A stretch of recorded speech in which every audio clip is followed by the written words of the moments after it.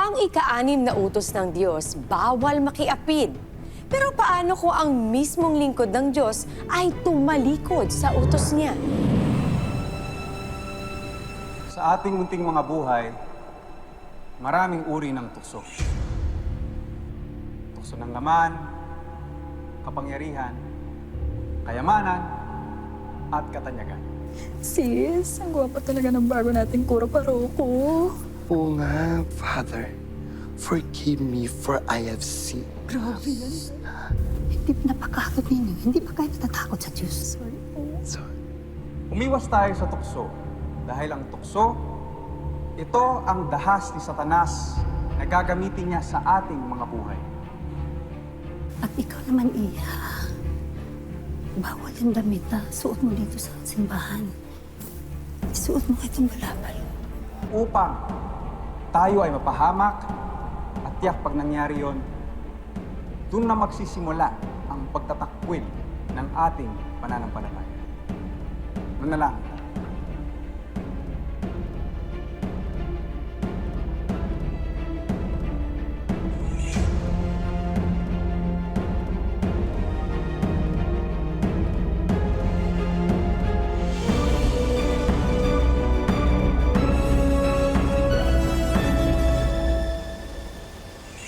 Vivian, sabi ko naman sa'yo,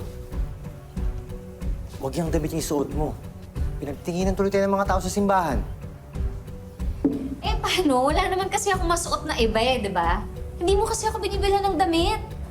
Alam mo, hindi totoo yan. Yung mga mahal na gusto mong damit, bibilang kita nun. Malapit na akong umalis papuntang Canada. Matutupad lahat yan. Alam mo, hindi naman kasi mahal yung mga damit na gusto ko eh. Wala ka lang talagang pera. Nay, huwag po kayo mag-away. Alam mo, isa ka pa eh. Ilang beses ko bang sasabihin sa'yo, huwag mo akong tatawaging nanay dahil hindi naman kita anak. Vivian, anak natin si Faith. Ampon mo si Faith. Ampon mo dahil baog ka. Baog ka na nga, wala ka pang pera. Tapos, sisitahin mo tong pananamit ko, ha?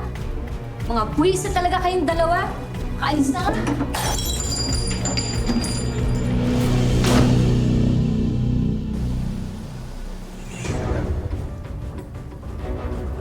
Ay, Father, halika na. Mag-umpisa na tayo. Andiyan na siya eh. Dali na.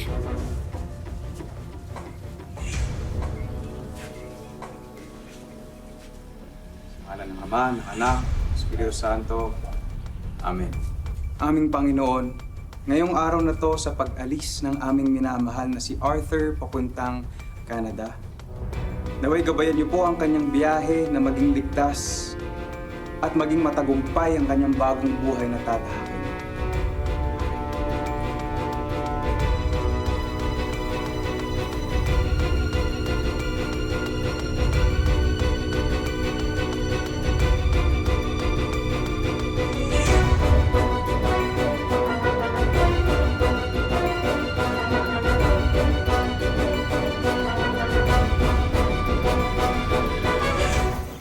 Anak, para sa kinabukasan mo to. Sa kinabukasan ng pamilya natin. Tayo, tumawag ka agad ha. Namimiss kita. Ako nang bahala sa pamangkin ko, kuya. Tsaka ako rin bahala sa maldita mong asawa. Maxine. Oh, eto na, eto na. Ito na yung bag mo. Sige na. Mamaya, hindi ka pa umabot, hindi ka makaalis.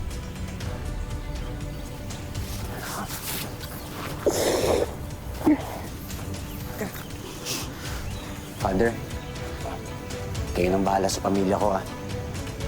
Sana gabayan niyo sila araw-araw. Oo naman, Arthur. Mauna na ako.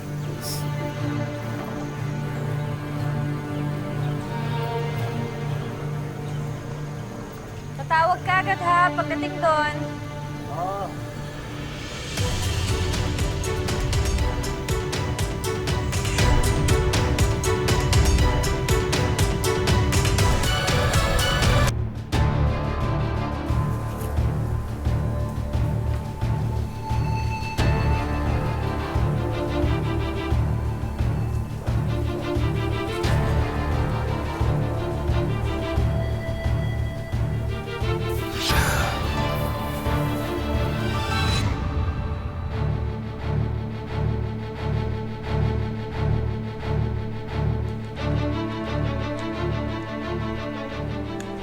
ng Ama, ng Anak, ng Espiritu Santo.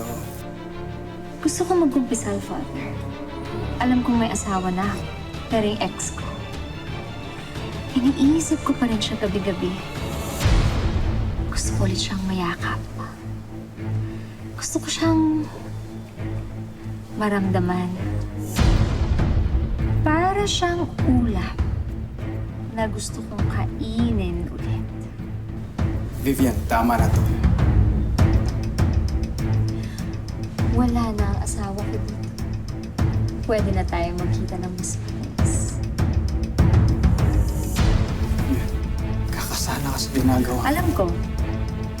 Pero alam ko rin na kaya ka nagpare dahil hiniwalayan kita noon. Nagkamali ako na mas pinili ko si Arthur kaysa sa'yo. Ngayon tuloy, walang kwenta ang buhay ko kasama siya. Vivian, Hindi mo ba nami-miss mo dati? Yung tayong dalawa lang. Wala naman tao dito ah. Vivian, nasa simbahan tayo. Huwag dito. Umalis ka na.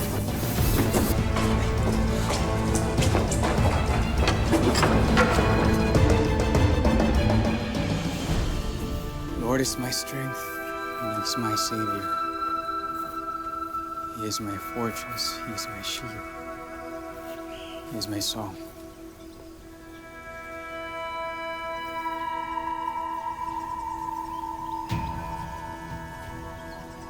Lord your God, praise me. Vivian, ano ba? Edgar, kausapin mo naman ako. Vivian, umalis ka na. Umalis ka na. Bakit? Hindi mo ba ako nami-miss? Edgar! Mali ito eh. Mali ito. Anong mali? Ang mali ang yung hindi mo pagpapakatotoo. Alam mo, at alam ko, mahal mo pa rin naman ako eh. Diba?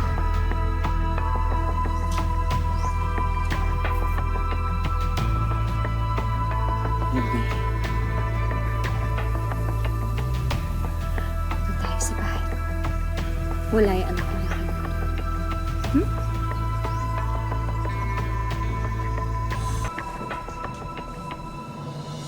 Pa rin kita, Edward. Sabihin mo, mahal mo din ako. Mahal pa rin kita, Vivian.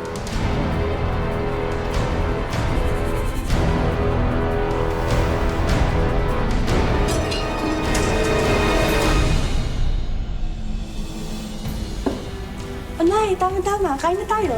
Ah, may volunteer work ako sa simbahan, kaya hindi na ako kakain dito, ha? Sayang naman, nagluto pa naman ako ng paborito mo. Anong paborito ko? Wait lang ah. Ito na yun. Sino ba, miss? Oh, ano ba yan? Ano ba yung ulam na yan? Ang baho-baho, nakakasuka. Inay, paksiw yan. Unay? Unay? Unay!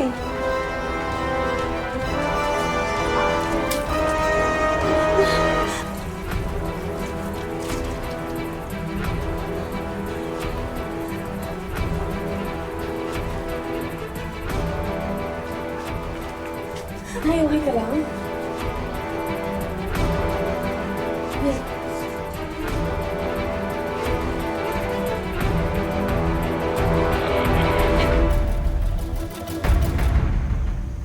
Nagtataka nga po ako eh. Kasi naamoy ni nanay yung paksiw. Bigla siya nasuka. Nasuka talaga? Mm. OA naman niya eh. Sarap kaya ng luto mo ng paksiw, Faith. Baka naglilihi. Hindi maglilihi yan si Vivian. Hindi naman siya mabubuntis ni Kuya Arthur, no?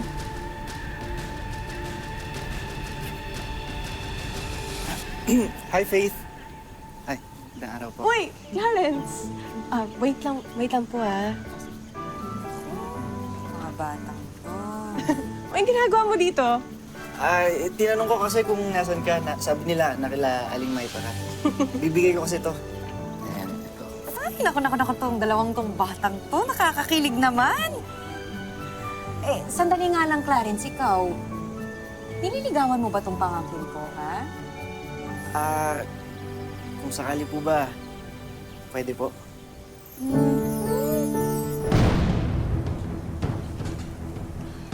Positive. Anong gagawin natin? Hindi ko rin alam. Hindi ko naman alam mangyayari to eh. Edgar, kasi lalaki yung tiyan ko. Tapos makikita ako ng mga tao. Malalagot din ako sa asawa ko. Diyos ko, pinaparusahan na yata tayo ng Diyos sa kasalanan natin. Father Edgar. Father, anong ginagawa niyo po dito? Kinakausap ko kasi si Vivian kung pwede siya mag-stay in sa simbahan. Kasi nangangailangan kami ng mga volunteers. Okay.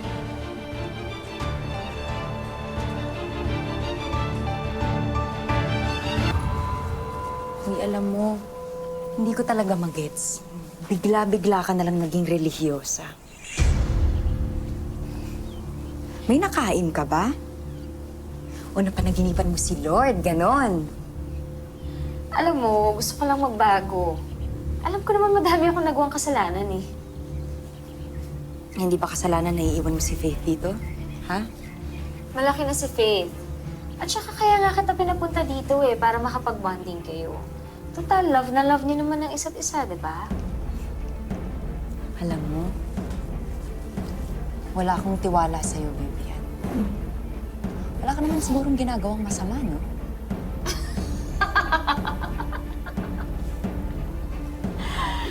Alam mo, sa bahay ako ng Diyos titira. Ano gagawin ko masama doon? Naalala ko lang si Faith. Nay, tita, okay lang po ako mag-isa dito. Oh, basta ingatan niyo yung sarili niyo, ha?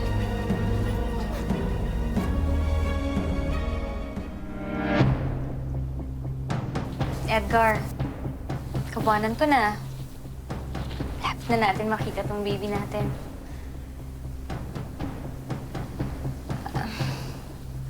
Hindi ka ba masaya? Ha?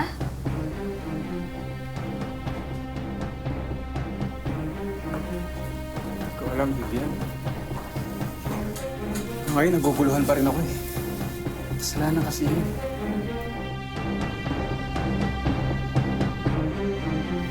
Pati sa mga tao sa parokya, nagsisinungaling ako para sa'yo. Basta ituloy natin yung plano natin. Manganganak ako dito sa loob. Pagkatapos, iuwi ko siya sa bahay. Kapag tinanong ako, sasabihin ko na napulot ko siya dito sa simbahan. Ha? Sumisipa.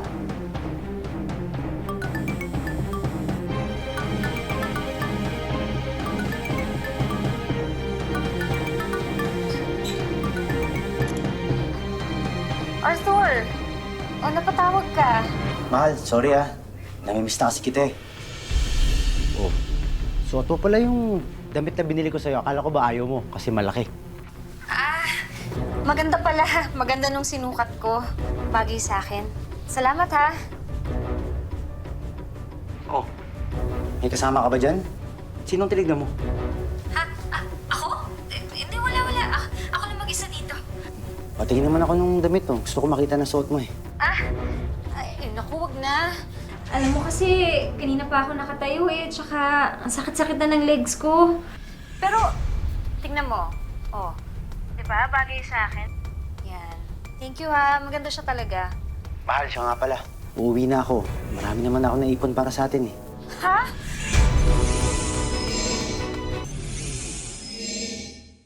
Uuwi ka? Kailan? Next week. Marami akong pasalubong sa inyo ni Faith. Mahal, kailangan ko na magtrabaho ha. Mawala na ako sa'yo. Arthur, sandali. Bye-bye. Uwi na si Arthur.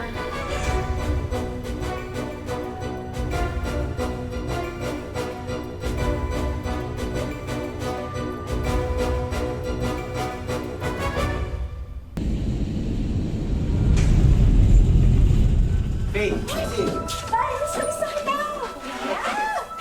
Basta. Ang dami mo pa sa naman. Oh, sa inyo itong dalawa, ha? Hoy, Sige. thank you, thank you, thank you. Thank you, Tay. Ay, siya nga pala, si Brian. Kaibigan ko sa Canada. Nice to meet you. Teka. Oh, Faith, asan ang nanay mo? Ayun, kuya, busy pa sa simbahan. Alam niya namang uuwi ka ngayon eh, sinabihan to ni Faith. Sabi niya habang na lang daw siya dito. Mabuti pa, surprise natin sa simbahan. Sige. Brian, sumama ka na rin para makilala mo yung asawa ko. Sige. Para lang po dito. Sige lang. Iwan mo lang yung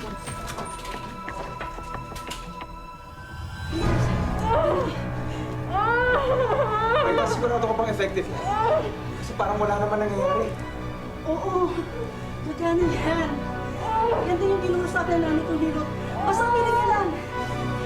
Sige, sige na. Sige, ayan. Malapit na. Sige, tumasa pa na sa iyo eh.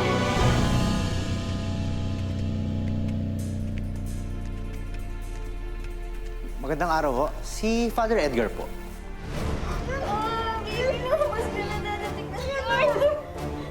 Sasamahan ko na po kayo sa kanya.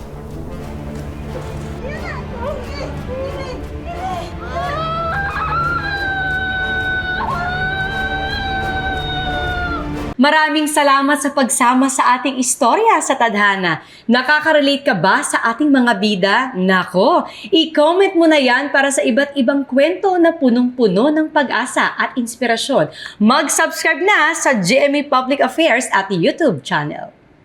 I-click na rin ang bell button para lagi kang updated sa pinakabagong storya ng Tadhana.